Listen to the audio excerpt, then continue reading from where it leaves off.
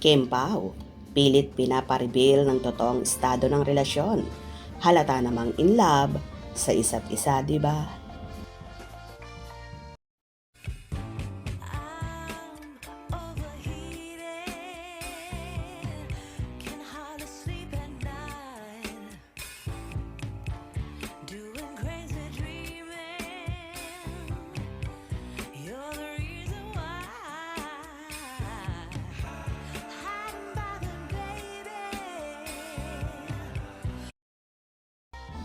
Dumating na nga sa Ninoy Aquino International Airport ang last batch na mga artistang lilipad patungong Canada para sa ASAP Vancouver.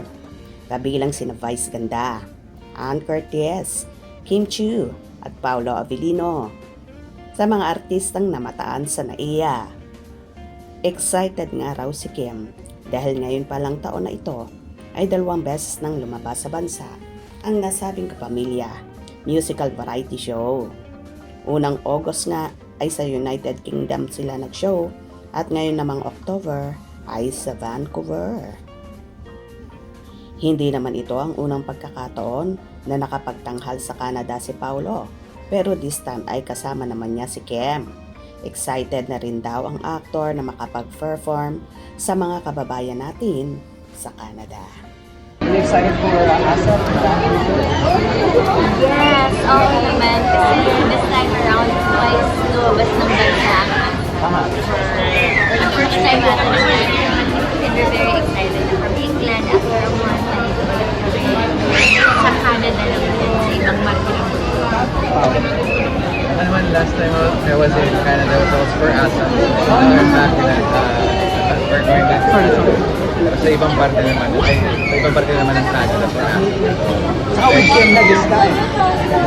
Very excited again to entertain our fellow kapamilyas here in Canada and bring joy to Pinoy. Kinilig naman ang mga fanay na halos araw-araw na raw magkasama ang Kim Pao. Mapataping ng kanilang serye, mapa-fan run, gym, at pati na rin sa mga shows abroad. Ang tanong, kailan na raw aamin ang dalawa tungkol sa chikang relasyon nila? Nako, parang pinipressure na ang Kim Pao na magsabing sila na talaga ha. Well, wag na nating paaminin or pilitin na umamin ang Kim Pao dahil darating din naman sila sa tamang panahon.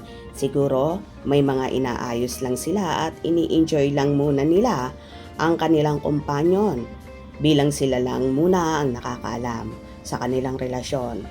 Pero kahit hindi naman umamin ang Kim Pao, obvious naman na talagang may relasyon sila at nagmamahalan sila sa isa't isa.